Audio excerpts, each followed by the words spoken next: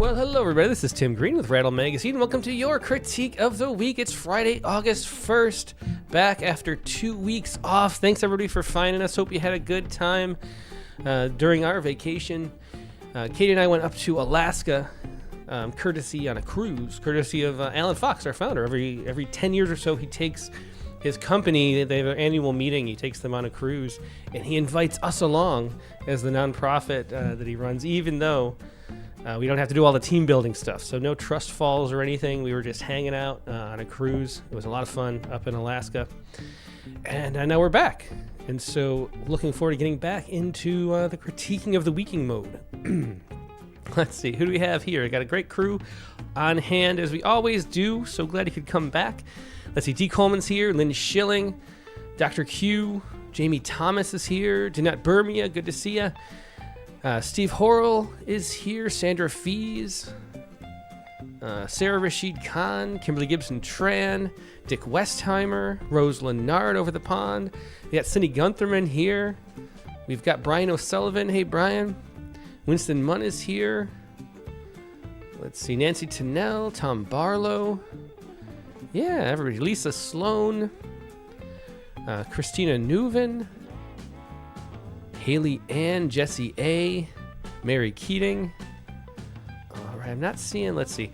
So I was going to go over poems from our favorite Dry Amontillado, and also Michael Antrobus, who's been here frequently.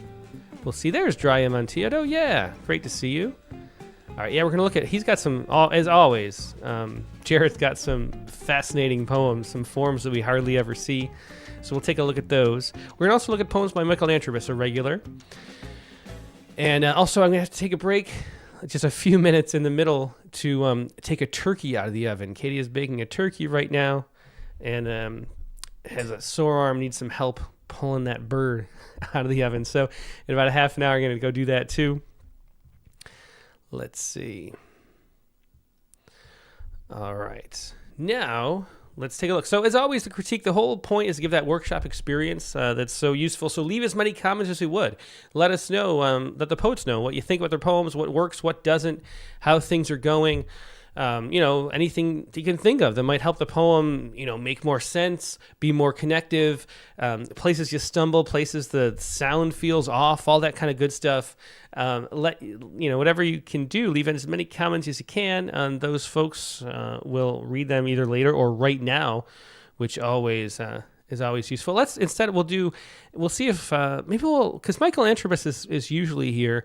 We might wait and do it while he's here. Let's do Jared's poems first.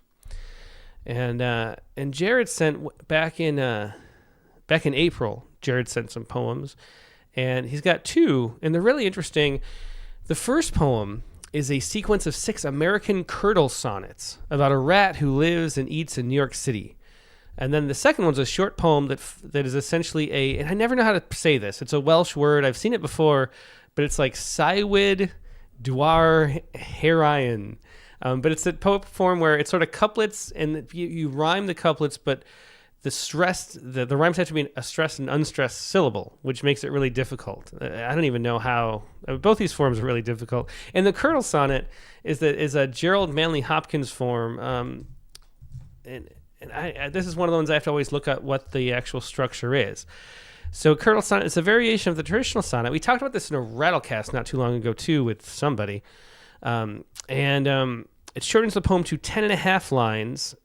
So instead of 14 lines, it's 10 and a half with a proportional structure. The poem maintains the proportional structure of the sonnet with a shift in thought or tone volta typically occurring around the 6th line, unlike an 8th in the traditional sonnet. So it's shrunken up like that. And then the structure is condensed too. So it's just complicated. It's not about length, not just length.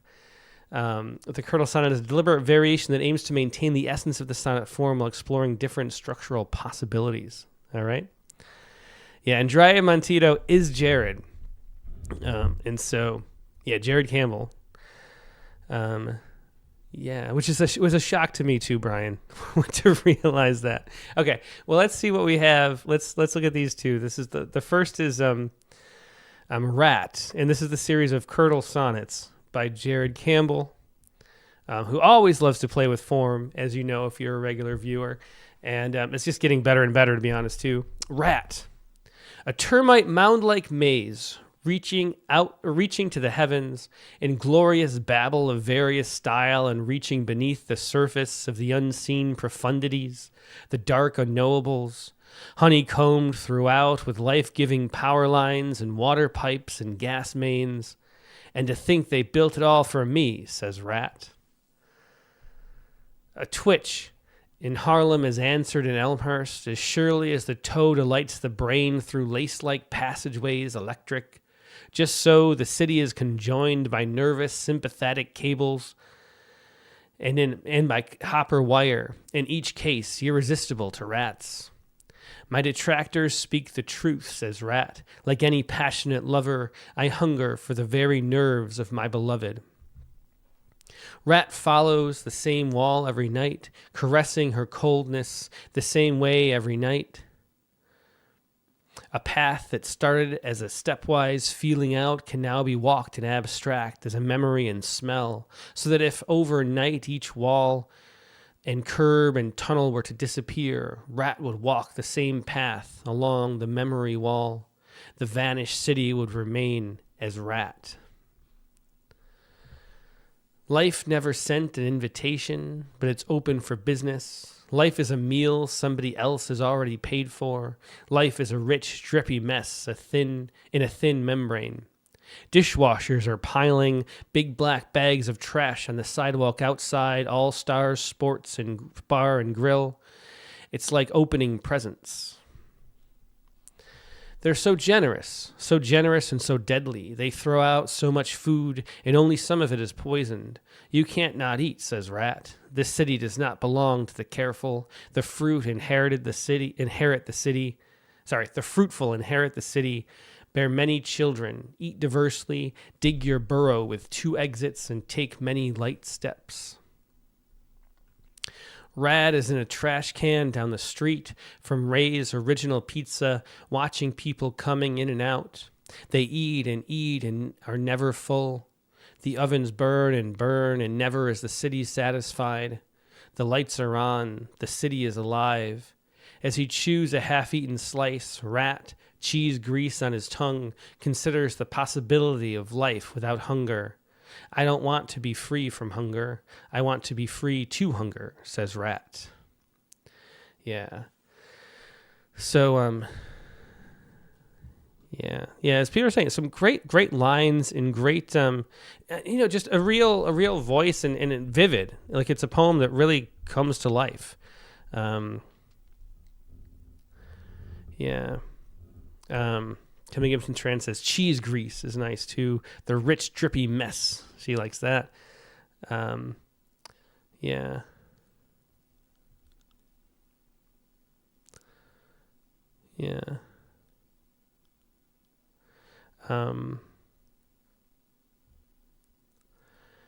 Let's see.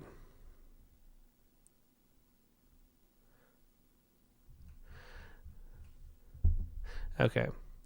Yeah. So for this one, okay. So Dr. Q is saying, by the way, that the name Kinwid, I don't know how to say it, is Kinwid or Kinwood is how you pronounce that second sound. So I'll know that for the next poem. Thank you for that. For me, I think I love the sense of this poem. I'm thinking it reminds me of 13 Ways of Looking at a Blackbird a little bit. And I wonder if using that a little bit more as a model, because the thing that it paints a really wonderful picture. It has a really wonderfully well-developed voice.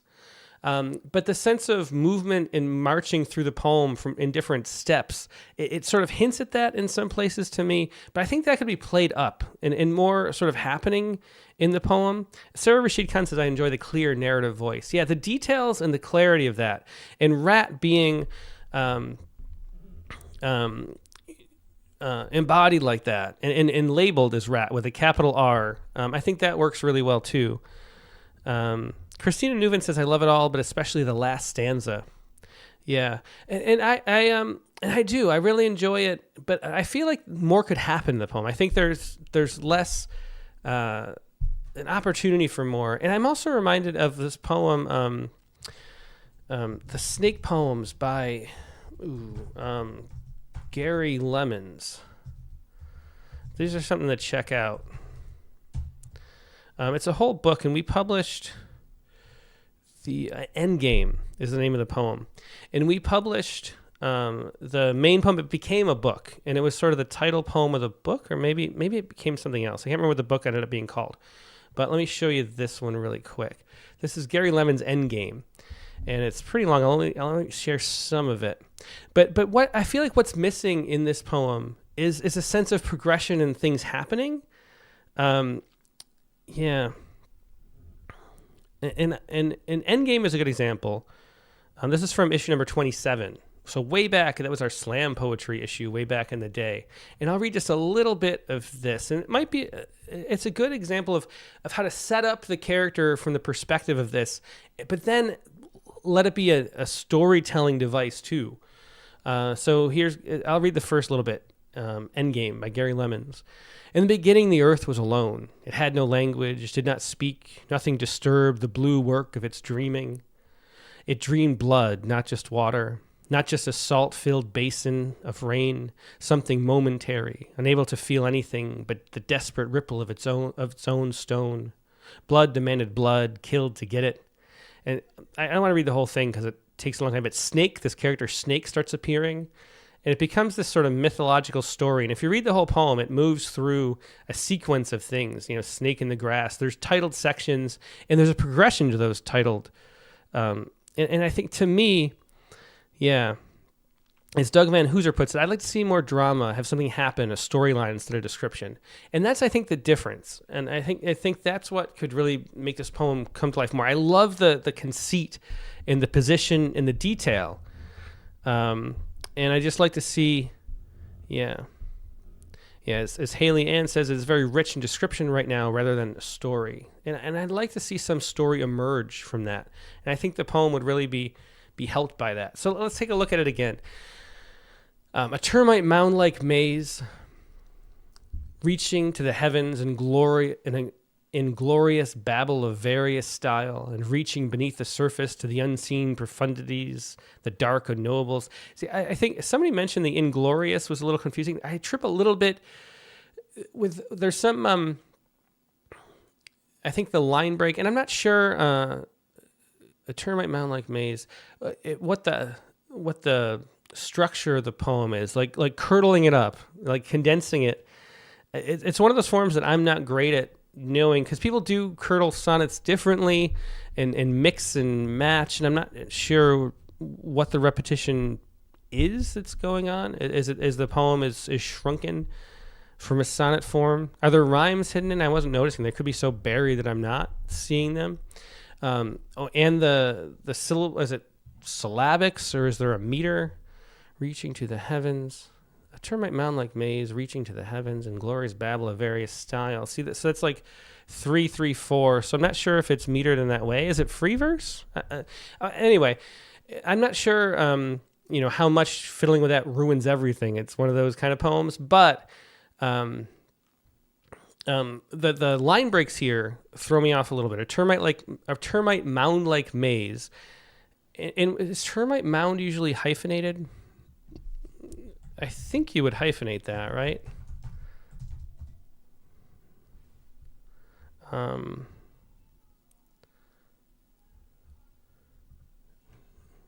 would you not? Termite mound, let's see. I don't know. It feels like it should be, though. The fact that you have the mound like makes it feel like termite is not attached as a noun phrase, if I'm using the grammar right. And I think there should be a hyphen there, which throws us off a little bit. A termite mound-like maze reaching to the heavens, inglorious babble of various style. I think you need an A in there, I guess is what I'm getting to, a long way to it. But in a glorious babble of various style, and that might throw too many syllables in there for the form. That's what I'm not sure about. But that little deletion makes us trip over that part. So just keep an eye out for stuff like that and clean that up, I would say. But I love in reaching beneath the surface to the unseen profundities, the dark unknowables, honeycombed throughout with life-giving power lines and water pipes and gas mains, and to think they built it all for me, says Rat. So I love that description. Really everything once we get past that trippy part. I love all the description, and I love the introduction of that, and the voice, and then Rat saying it. I think that's great. A twitch in Harlem is answered in Elmhurst as surely as the toe delights the brain through lace-like passageways, electric. See, great descriptions again.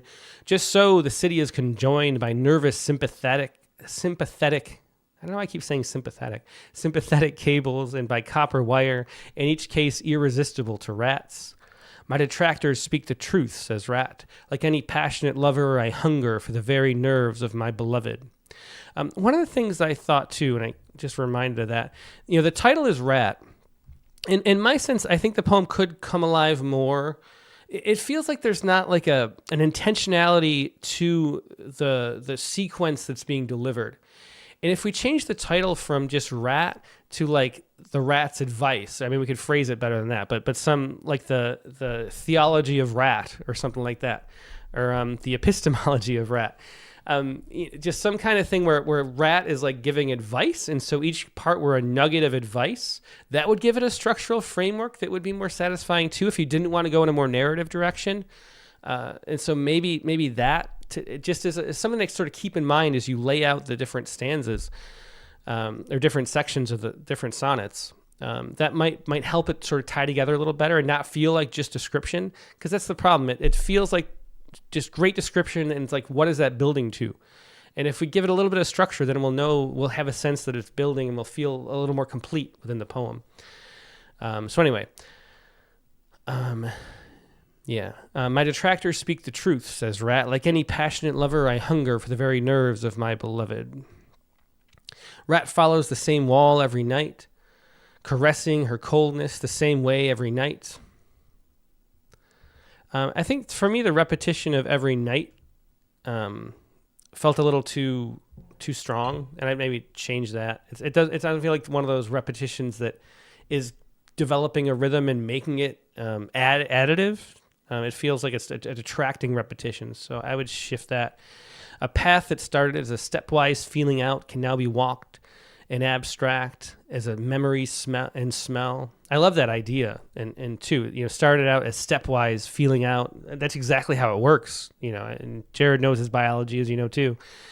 And abstract as a memory and smell, so that if overnight each wall and curve and tunnel were to disappear, the Rat would walk the same path along the memory wall.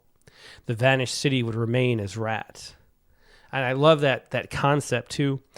And I think that's why I think there's two directions this could go, and I've brought them up already. But there's the more like the endgame poem, where there's a sense of narrative, something happening. You're telling a creation story in that version. In this one, if it added up to something happening with Rat and more going on, which I think there's so much room in potential, that's one of the directions. If you go into more of the philosophy of the Rat kind of thing, that's when the 13 ways of looking at a blackbird fit better. So let's just take a glance at that too. The famous, of course, Wallace Stevens poem, which everybody here probably knows. But among the 20 snowy mountains, the only moving thing was the eye of the blackbird. I was of three minds, like a tree in which there are three blackbirds. The blackbird whirled in the autumn winds. It was a small part of the pantomime. See how each one of those is like a nugget of wisdom from the blackbird in different perspectives and like it says, ways of looking at a blackbird, but ways of pulling out wisdom from the being of the blackbird. And I think that this poem could go in that direction because it has this, the idea, it's really fascinating to see the world in the way a rat sees the world, which is this memory maze thing. I mean, rats test out their boundaries and then follow this pattern. That's what they do. That's why we use rats in mazes. And, exploring, if you put a rat in a new room, it will, map the boundary before it does anything else. Like it's like driven to do that. And it's really fascinating that the way that works. And it's really well described here from that perspective and really putting us into the mind of Rat, which is really cool. So if you wanted to focus on that and make sure each section had some kind of element of that. Yeah. Book of Rat, as Sander Fees is saying. And I think that would be really good. Yeah, Book of Rat.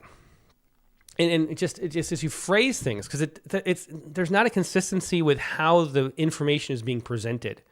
It's not in a storytelling mode, but it's not in like a philosophical musings mode either. It's sort of not sure what it's doing as it's relaying the story, even though the details are great. It's just lacking a sense of overarching structure.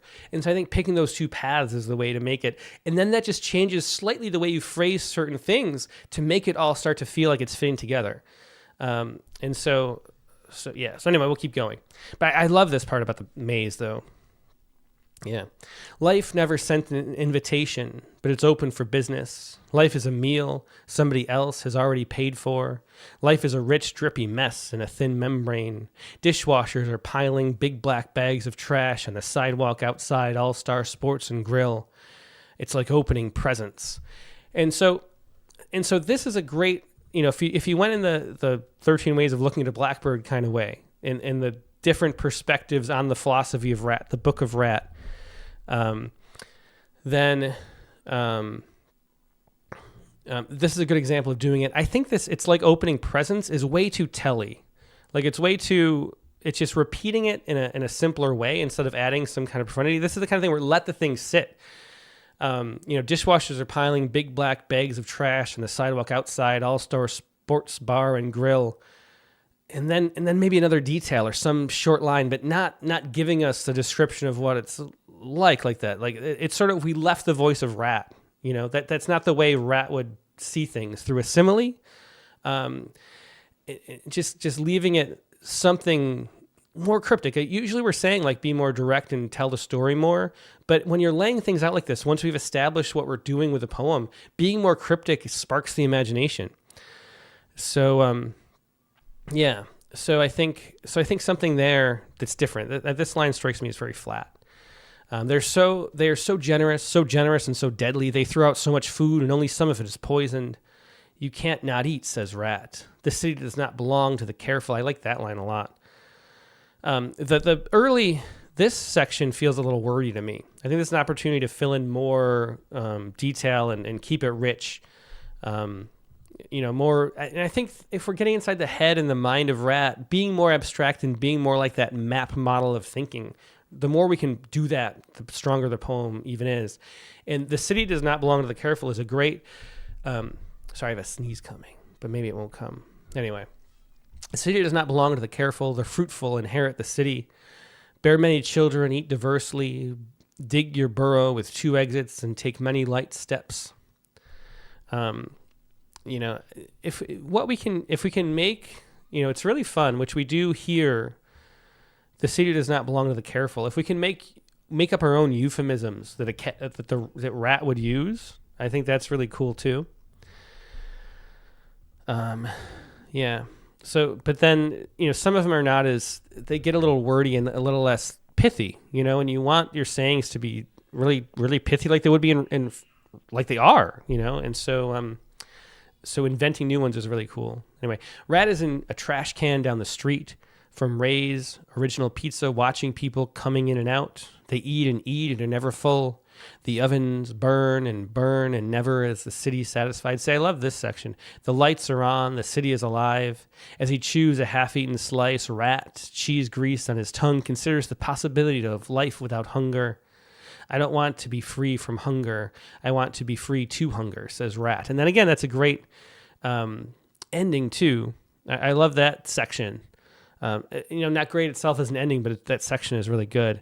I think this, Sander Fee says this poem is so imaginative and captures my imagination. And I agree, it really does. I think it's really clever in what it's trying to do. But I think there's so much more room for potential. I think it's a very unfinished poem. And again, go look at either of those 2 poems, which you probably know already, the 13 Ways and Endgame, and see how in his book, Gary Lemons has a whole book of these snake poems. It might be called Snake. It's from Red Hen Press. We should have Gary on the Rattlecast, actually. It's been a long time since we published him, so I keep forgetting, but we published him a bunch, some really good poems. Rosenard says, I disagree. The ending doesn't end well with me at all. And yeah, it's not to clarify again, maybe I wasn't clear. I like those. I like the concept. I don't want to be free from hunger. I want to be free to hunger. It doesn't feel like an ending, but it feels like an interesting point and a piece to keep within the poem. But I think there can be so much more going on. Yeah, I mean, there's just so much potential for a whole long, or the same length but really hyper condensed version of it. Yeah. So okay. Yeah. So I think it's a very unfinished poem, but really interesting. So I keep at it and consider those two things as models, Jared, and I think that's where to go with this because it's definitely worth pursuing. Let's take a look at this next poem, which is and I should hang on before we go. I should just see. I haven't looked at Facebook at all. I'm sorry. Jenny Miltono's over there holding out the fort over on Facebook. And Jenny says, I like the line that seems to imply the city is a rat. I can't remember exactly. Yeah, that's the way. I just love the way in the poem where there are these strange lines where you actually feel like if rats were conscious, they are conscious, but if they were sentient and could speak to this degree in language, they would be talking this way, that this would be their way of seeing the world. I think that's really fascinating. The more you can lean in and dig into that, the more interesting the poem gets. Then she also says, the vanished city would remain as rat is the line I was thinking of. I like the idea of using the title to frame the poem as rat's worldview. Yeah, okay. And then there's another thing I wanted to mention I forgot or respond to. Let me scroll up because it got buried. Where'd it go? Dick Westheimer left a comment. I wish there was like a quick way to search. Didn't he? Something about the lack of personal stake, if that's a problem. I just want to see how he phrased it. Where'd it go? Can I? Oh, I can. Okay. Yeah. So question, Tim, how do you feel about the absence of the poet? That's how he put it. Or some sort of stakes for the poet in a poem like this? Or did I miss this aspect of the poem? I think the stake, there's a way that there has to be something at stake in a poem. That's true. And that has to be, that's some kind of problem, some kind of need that's pulled out of our subconscious. And it doesn't have to be autobiographical, though. It doesn't have to be the poet themselves. It can be one aspect of the poet. In some aspect of the poet being represented by this rat. Anne Carson has a bunch of great books. The Autobiography of Red is one of the ones I really love. And this whole separate character. It's a very long narrative poem. Another one, a Rattlecast guest, Pooch, Aaron Pachugian, has Mr. Either Or as another character. He's got a new book of poems that I think is coming out soon. Maybe we'll have him back on again about like growing up near Central Park or something like that. But using a character, having something at stake for the character is what actually matters. And so often the character is the poet, and there's this like line that's really hard and sort of ambiguous there. And sometimes though, the character is just a character, but having that character have stake is what really matters. And then that stake is actually an aspect of yourself, which is why it's sort of all the same thing. And I feel like there's something in here and seeing the world through the rat's eyes and perspective that has that. So I think that would be my answer to that question. It's a great question, Dick. So, okay. So I'm going to put this poem up and let you all read it before I even read it. And then I'm going to go take the turkey out of the oven because it's 3:30. So sit tight. I'll be right back here. You just enjoy the poem.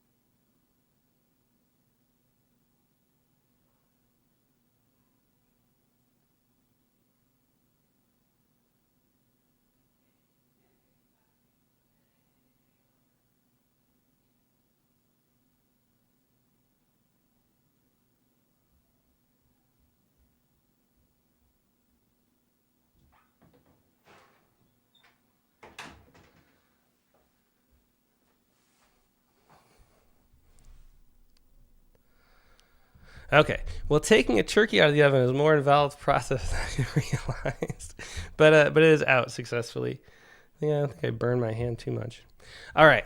So this is Jared Campbell's Curdle Sonnet. Let's see. Now let's read this. Let me take a sip. No, this is not the Curdle Sonnet. It's just sort of the length of a Curdle Sonnet. This is a that. So I guess the C is hard. So it was Kinwood. Let me look at this. What is This is that Welsh form, a Kiwid, whatever it is, a Kiwid Dwyer Hurin. Yeah, but anyway, this is that poem. Opportunity never knocks. Then again, this is Jared Campbell, aka Diamantino. Don't let your thoughts go elsewhere. Feel the hot and heavy air. Smell the baking of the salt. Taste the flavors that come from salt and time. Remain, persist, develop. Pickle in your button-up. I don't know much about opportunity. I know it lives in cities, and I know it never knocks. You have to greet it in the crosswalk as it's passing by, both of you steaming in your neckties. Yeah, so interesting. Yeah. Kuid, says Diamantino. Thanks very much. Yeah, Kuid. And so the whole thing, which Jared explained in his note, is that the rhymes, it's rhymed couplets in this form, but you have to rhyme, every rhyme has to be a stressed syllable rhymed with an unstressed syllable. So you have heavy air, and the air is stressed, air, and then elsewhere, and it's the else has the stress. So where is the unstressed syllable? So it's really throwing it's really a mixing. Usually we rhyme stressed syllables because that's the way, going back to the way poetry was created. What was it created for? It was to remember things. We didn't have ways to write things down, and putting rhymes in certain metrical lengths is what allows us. It helps being a mnemonic device, and we remember poems that way. And so playing against the grain, is a really interesting form. So that's what this form does. It's an old Welsh form. I think we published one, I believe, A.M. Juster. We had a translation of a Welsh poem that was in this form, and he translated, if I remember right, into, maybe not in the translation issue, into this form. Anyway, opportunity never knocks. Let's read it again. Don't let your thoughts go elsewhere. Feel the hot and heavy air. Smell the baking of the asphalt. Taste the flavors that come from salt and time. Remain, persist, develop. Pickle in your button-up. So we have all that. You almost don't hear the rhyme, even though the rhyme is there, which is what's fascinating. As Kimberly Gibson Tran was just saying, this is a good rhyme rhythm technique if you're trying to hide your rhymes. And they do. They develop a button-up. Doesn't sound like it rhymes, but then it does. Marianne Carr says, stupid question. When you are by yourself reading poetry, do you read silently or aloud? I think that's different depending on the people. It's fun to read aloud. It's silently, though, you do have the same experience almost, actually. You don't hear yourself, but you use your body in the same way. It still sends the signals to all the different muscles in your face just thinking as we read out loud, or to ourselves. And so you end up having a very similar response to it, even if you're just reading in your head, which is always interesting. Anyway, remain, persist, develop, pickle in your butter-up. I don't know much about opportunity. I know it lives in cities, and I know it never knocks. You have to greet it in the crosswalk as it's passing by, both of you steaming in your neckties. Yeah. So that's interesting. Opportunity never knocks. Yeah. Sarah Rashid Khan says a different perspective would be nice in the last stanza, especially with steaming in your neckties.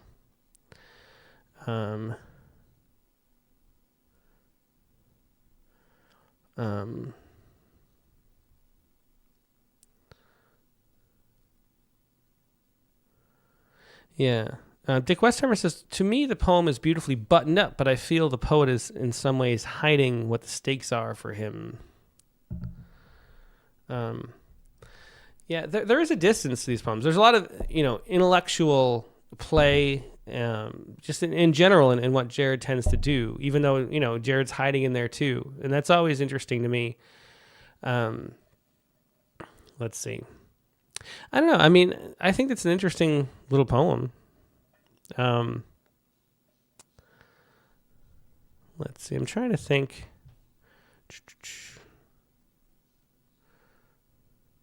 Yeah, Jamie Thomas says, cool form, but there just isn't enough movement or story here. Great use of language, though.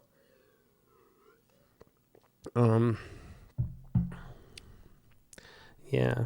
And I guess that's my feeling of the poem, too, is that I enjoy it while I'm reading it, but then I'm not sure how much I take away.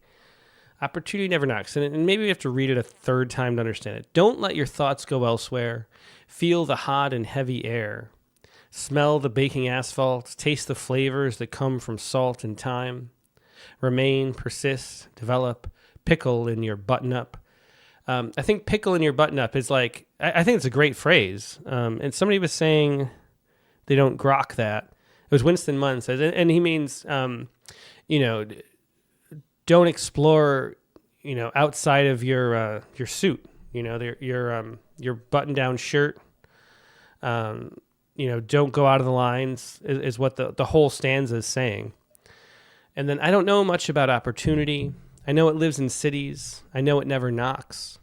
And so it takes the poem takes some sort of standard cliched type advice and plays with that a little bit there. You have to greet it in the crosswalk as it's passing by, both of you steaming in your neckties. And I think this is one of those poems with an unreliable narrator too. Like he's saying, don't let your thoughts go elsewhere, but it's a desperate pleading for the thoughts to get out and to find opportunity itself. And there's a tension between not letting opportunity knock and sort of forcing it to knock, and saying that this is how it should be, but it being like in a defensive posture that's pretending, even though it really wants to be different. If I'm explaining that right, so I think that works to me. Yeah, and I don't know. I mean, I'm trying to think of anything advice to suggest, but I think the poem works pretty well. You have to greet it in the crosswalk as it's passing by, both of you steaming in your neckties. Yeah, and so there's that whole, city corner thing. I think that's described really well, with a feeling of a turn too. I don't know. I'm not sure what to change about this, to be honest. I think this is one of those poems that, it's certain people will enjoy the poem and certain people won't, but it sort of is what it is. You have to meet poems where they want to be, and I think it's pretty much doing what it wants to do and doing it pretty well. Let's see.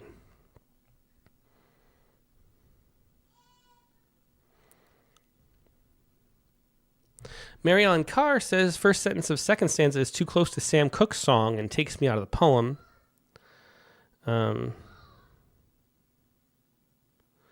Yeah. I didn't have that reaction, but now that you say it, the song starts playing in my head too as I read that line, and that is something to worry about.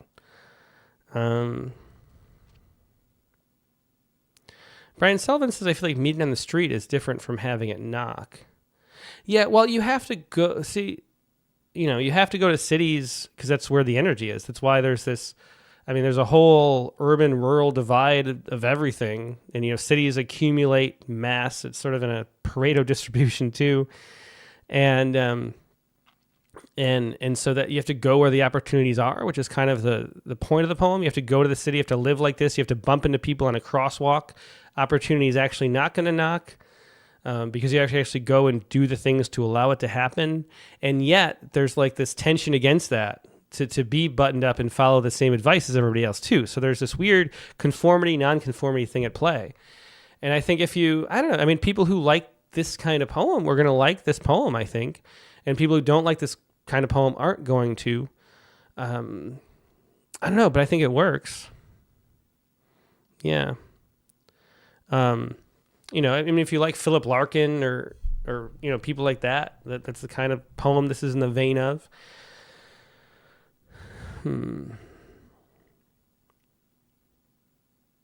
Yeah. Yeah, I don't know. I'm struggling with this one to think of anything to suggest. I think it just works. It's a good poem. It does what it wants to do. Yeah. Okay. Dick Westheimer says the more we discuss it, the more I like it. It might just be it. It is. I think, and especially if you read more in the formal poetry avenue of the poetry world, you get more poems to puzzle out. Because I think because the people who like the intricacies of formal poetry tend to like certain, poems that do that a little more. And so there is like a lot more, once you realize it's sort of the poem grows on you as you understand it more. And I think that is a lot different than a more narrative, direct, trying to hit somebody emotionally type poem, and part of that is just how I think English language poetry developed. I think it's a more British style in general, like Wendy. Wendy, who am I thinking of? Who's the poet laureate of the UK? I can't remember her name right now. But poets like that. Yeah, I don't know. I can't think of any other suggestions. I think it works. And if you send it to the type of magazines that publish this kind of stuff, which includes, we could publish it in Rattle too, because we look for diversity. We want a lot. Wendy Cope, yeah, I kept saying Wendy Pope. Thanks, Haley Ann. Yeah, Wendy Cope. I was like Wendy Pope. That's not right. Yeah, okay, but yeah, similar to a Wendy Cope type poem. And I think it works. So either those places that still publish formal poetry, the Hudson Review, places like that would enjoy it, or places that are looking for diversity in style, like Rattle, would enjoy it too. I think it just works for those, and then some people would not like it, and that's just the way it goes. All right, let's take a look at some other poems, and we only have 15 minutes left because these were good poems to talk about, even though I had so little advice. I'm sorry, Jared, for this second poem. Let's take a look. I have a poem pulled up by Michael Antrobus. We'll do that next week instead because there's not that much time. I got to actually go. We have a meeting thing to do not too long after, and we got to eat dinner. That's why the turkey was coming out of the oven. So anyway, we're going to go through just the regular list. I'm going to put this down here, and then let's go back and look at one or two poems from the very early submissions. Again, we have a lot. I got to figure out a new way to handle the poems are coming in because I went through a phase. We sort of caught up, and then I started reminding people that they could participate, and now there's 300 poems in the queue, so we're going to have to do something a little differently. But here's a poem, a submission by Joe Mariner from, where is that? Somewhere in the UK, speaking of the UK, somewhere in Great Britain, Middlesex. Promise and the Sine. Joe Mariner. Here's Promise. We'll take a look at this. Maybe we'll get to two. We'll see if we have time. Promise. Heavy coat, scavenged, exchanged, made for cold in this heat. I promise to return. Too heavy European issue, military surplus. His wrist, graceful hands, sinew and vein in high relief. On shy shin, a roseate sore, he crouched with his carved bird to mark each wing to fit two perfect holes drilled in body. So I, directionless, would find right and left, be able to rebuild. In this heat, I came back, his delicate imagination carved in pieces to make it possible for me to fly safe home. Notice thin legs, bare feet supporting heavy coat. The impossible bird, long extended beak focused on destination. The balanced bird, the tip of any finger could carry. Free, so to sway its grace without catastrophe. All right.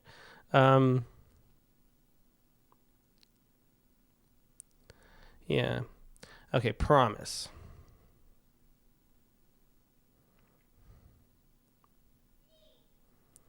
Okay. So this ends up being a kind of list poem. Yeah. And so we get this long string of lists. Heavy coat, scavenged, exchanged, made for cold in this heat. And then I promise to return. Too heavy European issue, military surplus. His wrist, graceful hand, sinew and vein in high relief. On shy shin, a roseate sore. I'm having trouble, following at this point. We have, like, who this is sort of difficult for me. He crouched with his carved bird, and that's the first sense. But who's the I? If there's a he in his wrist, and who's returning? I'm just a little lost given the lack of. We have like a list of details, but they're sort of, yeah. PMB says I didn't follow. Yeah, Jamie Thomas got a little lost in here. And you notice if you look back at Jared Campbell's poem, even though we couldn't follow it, there was still a sense of I always talk about there needs to be some kind of touchstone, some kind of guideline back to reality, And so that allows you to stray farther. Like, I don't really know what's going on, but I know this. And there was a sense of an office worker the whole time that we could sort of always return to. And here, we're sort of floating in a more ambiguous space, and so it's more difficult. There's a promise to return, but we don't know who the I is. We have the sense of the coat, but they're kind of floating. There's nowhere to like, who's wearing the coat? Is it in a bag? Like, where is the coat? It's and then we get a little more description. Then his wrist, we don't know who he is, so there's a sort of hand floating here, sinew and vein in high relief. On shy shin, a roseate sore. But all those things, there's a lot of detail, but there's nowhere to tie the details together. And then he crouched with his carved bird to mark each wing. So it's hard to follow the carved bird and what that is. To mark each wing to fit two perfect holes. I think there should just be a space there. I think it's a typo. To fit two perfect holes drilled in body. So I, directionless, and I don't know who the I is yet, or the he is, or the relationship between the I and the he, would find right and left, be able to rebuild in this heat. So suddenly it's hot. I didn't know that. And then we have a coat. This heat. I came back. His delicate imagination carved in pieces to make possible for me to fly. So he's carving the bird. I don't know. Notice thin legs, bare feet supporting heavy coat. The impossible bird, long extended beak focused on destination. The balanced bird that tip of any anger could carry. But like any finger could carry. But like whose finger? Free to sway its grace without catastrophe. So I just, yeah. Yeah, Rachel Grief says what the promise was might be the most unclear part. Yeah, so Sarah Rashid Khan, and this is exactly how it feels. Poems like these feel like they're floating and the words are dissembled, and we are trying to puzzle the form, the story, or sentence, even though the sentence is there, if that makes sense. And that's exactly what it is. It's like this little flashes of a thing, and you're like how does this all fit together? It's like we're given, a puzzle, like one of those, 250-piece puzzle sets, and it's like dumped on the table, and you're like, oh, I think this is an eye. I think, oh, this looks like if I got these three pieces together, it's a table. So there's like an eyeball and a table, and like what? And maybe if we got more enough, it would come together, but I just don't think there's enough, so we can't really follow it. Rose Leonard says, is that definitely the end? And that's a great question, because frequently I don't notice it goes on. But no, that is the end. So we just need more context. Without context, we can't have any emotional weight. It's just this, a poem is like this machine, and it needs something to like how a excavator needs to like put down its legs so it has a stable base so then it can scoop out the dirt. Otherwise it would like tip over. And that's the problem. Like you need that kind of like solid ground to pull against, or you can't pull anything emotionally. And that's the problem here. Interesting images flash before us. There are details, but how does it all fit together? And what are you supposed to feel about it? And how can we feel about it? It's just too opaque. And, often the advice is to describe what's going on in the title. That can be the quickest solution, and maybe that makes the whole thing resolve. So see what you can do there and maybe send it again. But I just don't know what's going on well enough. I don't know what the promise to return is, what the military, if that's literal or someone going off to the military, and what the bird is actually doing. It's just... Winston Munn says, stay within the Frost-Ashbury spectrum. I love to put it that way. But yeah, Frost being so clear in what's going on, Ashbury being very distant, but always something to ground it. So that there's something there, even if you can't tell what's there. And I think, and that is a great continuum. And if you're outside of that, we just can't get anything out of the poem. Jamie Thomas says, I love writing things like this for myself. I call it my vault writing, as in, if anyone read it, they'd never know exactly what I meant. Yeah. And that's true. And you can use it. Yeah. Scaffolding is the word Haley Ann uses. It needs scaffolding. Yeah. It just needs something to connect it together so we can climb like a scaffold. Yeah. So let's see. And you can, I think, if using it as Jamie Thomas does, is what did she call it again? Her vault writing. You can just sort of generate images like these and use them later and build more of a poem out of them so we can see what's going on. And that's a good way to think about it. Let me see if there are any. Yeah, okay. Now that we've read that, here's the description. Promise tries to recreate what happens when the human mind, at least mine, tries to put into words a strong impression or formative experience, so it juggles with three things: presenting the details of the story, showing how haunting impressions interpret attention to the story, the blur of narrative past, present, future that happens when someone is digesting a strong impression or formative experience. So the poem is maybe a dramatic interior monologue. Does any of this come across? And that's, I guess, and that's kind of why I wanted to talk about it before. I glance at these to see if it's explained or if it's the form or something is explained, and that we didn't get that out of this, so we need more context. It wasn't enough to work at that level. We need more sense of what's going on so we can appreciate the poem. Sandra Fee says the carved bird is a great image, but without the context, we don't know what its significance is, and that's a great way to put it. There's the sign and the signified. And if we just have the sign, we don't know what's signified, and we can't get any connection to it. Speaking of which, the sign is the next poem. So let's take a look at the other poem that Joe Mariner sent in. This is the sign. And here we have a little bit of a sense of what's going on because we get a location, at least. So here's the sign, St. Lucia Estuary. So we know it's an estuary.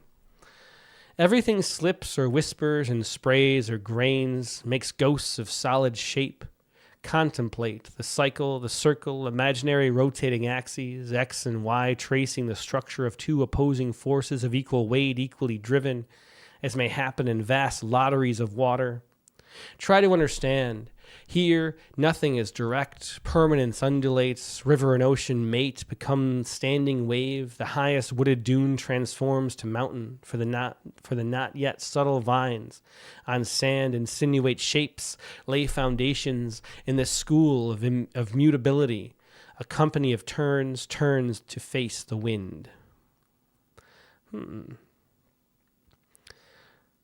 So that's yeah, and Haley Ann said lotteries of water is good. I love, that was my favorite phrase in the poem, the lotteries of water up there. The sign, St. Lucia Estuary. And so I love this one. I think this is a good example. Yeah, Kimmy Gibson Trent says fun word sound play. when he wins says, I smell turkey. I do too. Yeah, it smells good. Why we're having turkey on August 1st, just to answer everybody's question, is because there was a great sale on turkeys like months ago. We put them in the freezer, and then maybe it was after Thanksgiving even. And so we got to clear out some freezer space by actually cooking these things. So Katie's cooking them. Yeah. Somebody asked about tern, I guess, because PNB says a tern is a variety of marine birds, and yep, that's true. They're the kind that sort of like hop around on the sand, eating little bugs in the surf. Anyway, so I think there's some really great descriptions and details in this poem that really work. And the sign, St. Lucia Estuary, everything slips or whispers and sprays or grains, makes ghosts of solid shape. I really like that there's great sounds in those lines, and it's a great description of how the estuary works, shape, contemplate. And here we get a little bit more abstract. Contemplate the cycle, the circle, imaginary rotating axes. So if you say contemplate, we had a little bit of this in Jared Campbell's second poem, where there was that direct address, that imperative, declarative, imperative, whichever the word is. I'm just terrible with grammar and how things are labeled. But that, saying, do this, in a poem. And somebody said they don't like that. It's one of those things you have to be within the voice of the speaker doing that to make it work. And so there has to be a consistency involved, or else it feels artificial and off. So contemplate is we have to do more of that if we're going to do it. The cycle, the circle, imaginary rotating axes, X and Y tracing the structures of two opposing forces of equal weight, equally driven, as may happen in vast lotteries of water. And that's I love the vast lotteries of water. I think vast is part of the great phrase too. Rosenart says imperative, thanks so much. I literally missed that year of school where we did the grammar, because I changed school districts, and it was like 6th grade for one and 7th for the other or something like that. And I never learned. I'm too old to learn, I guess. Everything. So anyway, the cycle, the circle, imaginary rotating axes, X and Y. So why would they be rotating? I'm not sure about that. Tracing the structure of two opposing forces of equal weight, equally driven. So that's the river coming in and the ocean coming in too, and the tide. As may happen in vast lotteries of water. Try to understand. So when we get, I didn't sort of finish this thought. When we get to contemplate and we get to the try to understand, it's like, who are you talking to? Are you talking to me? and it's got to be a sense that you should be talking to me, or you're talking to somebody. Yeah.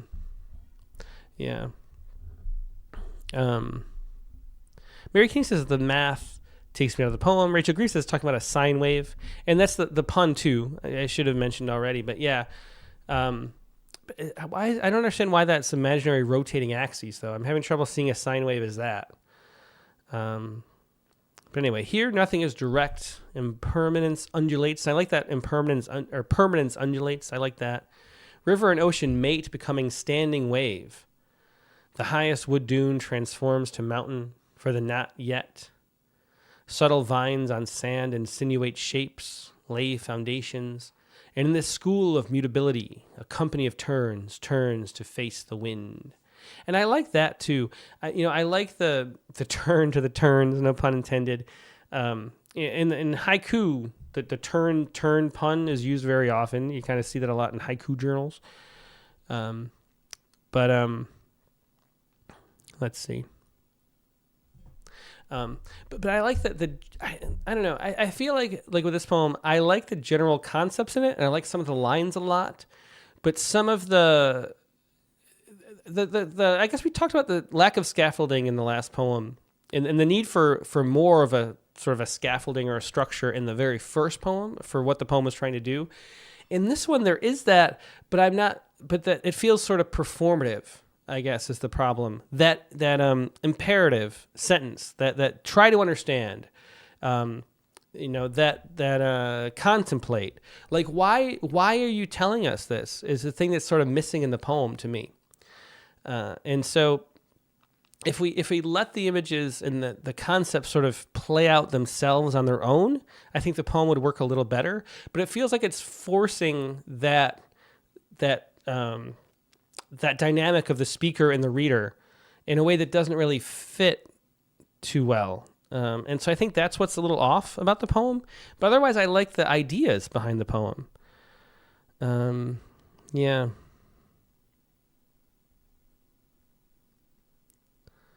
Yeah, so Rachel Griffith says sine is the y value as you go around the circle.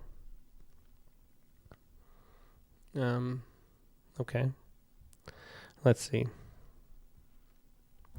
Yeah, Kimberly Gibson Tran says this, and I completely agree. I think the imperatives could make more sense if there is another storyline in which the speaker has done something wrong and is being judged for an inconstancy. Yeah, there could be. Again, we have the title is just the sign, St. Lucia Estuary, and that's setting the place, which is really important. And having that St. Lucia estuary helps us understand what we're being shown. And then the sine is that play from the sine river and then the sine cosine from math. And so that that's part of the play. But that, it's only like the level of like showing us what's going on. Yeah. Rachel, yeah. Yeah. Anyway, I'm trying to read the comments too as we go. But if we had, so that the imperative sense is that contemplate this, try to understand this. There needs to be somebody who needs to understand this. And there needs to be like a reason why we need to understand this. And that's not there. That's like another storyline that's like should be buried beneath the poem, but it doesn't feel like it's there. So if we had some kind of other context added to the poem in the title that let us know, like, who are you talking to? Why do we need to contemplate this?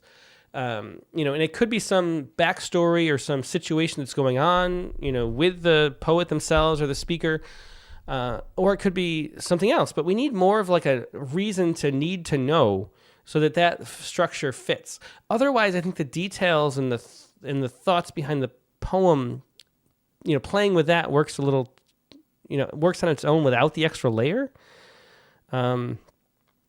Yeah. Jamie Thomas says it's trying too hard to be clever without having any discovery. And I think that's sort of what we get at too. Like the ideas, the thoughts behind, they're sort of instigating ideas. And there's like this need. And I think maybe that's why we have the contemplate, try to understand. I think that's a sense that we haven't pushed the ideas into some kind of discovery yet. So we added this layer, but maybe there needs to be another layer of story beneath that. Yeah. PMB says a girl named Rebecca. And maybe that's, is that a title suggestion, PMB? But yeah, something where there's a backstory that maybe we get a glimmer at would make the poem come to life more. Yeah, Danette Burmese says the sound and the surface of the poem are intriguing, but there need to be more. And we did the same thing, and I did not read until now the description. It's really short. The sign is about sine curves create the world, an abstract that becomes concrete. Is the relationship of the scientific idea to the actual natural world clear? And the relationship, I would say, is clear. It's an interesting concept because we have, the sign, and we're talking about waves and axes and things like that. So that part works. It's not enough to notice that connection. We need sort of more, or we need to pull it into more. We need to find more surprise, and pull it into more abstract things. And so that's how to do it. Anyway, yeah. And then the end, a company of turns face the wind is a really nice ending, which we sort of got away from. And that ending pulls it out into the sort of real experience in a way that's nice. And maybe, I don't know. So Jamie Thomas says, it's interesting as hell. PMB says Rebecca could be who they are trying to make understand. Yeah, if you say something like this, Rebecca, try to understand. Just put a name in there. Then we know you're talking to somebody, and that sort of fills in a whole gap. So that's a good idea too. But I think this is another one sort of similar to Jared Campbell's first poem, The Rats. It's a great sort of setup. There's a lot of richness in there, but it needs another layer. It needs something more to find the emotion behind it, the emotional heart. So something definitely to play with. So thanks for sharing that. That's two poems by Joe Mariner. Thanks, Joe. And that's going to wrap up the show for today. I got to go eat that turkey as we've been talking about. So let's see. So thanks everybody who shared those poems. Of course, Jared Campbell and Joe Mariner. Now, coming up on the Rattlecast this weekend, our guest is going to be Bill Hollins. And like we said, Bill Hollins was the first internet librarian at the New York Public Library. Also worked for Microsoft, designing their Encarta Encyclopedia. So some interesting background for Bill. He published in the Ekphrastic Challenge a few years ago. His first book is out now, Mangrove. And we're going to go over poems from that book. That's Bill Hollins, Rattlecast number 303. The prompt for this week was to... write a beta. I always want to get the wording right. Write a poetry respond poem that is in response to an obscure, offbeat news story. So an obscure / offbeat news story. So one of those maybe, even though it is the news, it's timeless because it's a strange story, offbeat. Write a poetry respond poem for that. That's your prompt for this week. We're going to share those on the Rattlecast on Sunday. That was Katie's prompt. Rattlecast number 303. Special guest Bill Hollins. Hope to see you there. Hope you have a great weekend in the meantime. We'll talk to you later. Goodbye.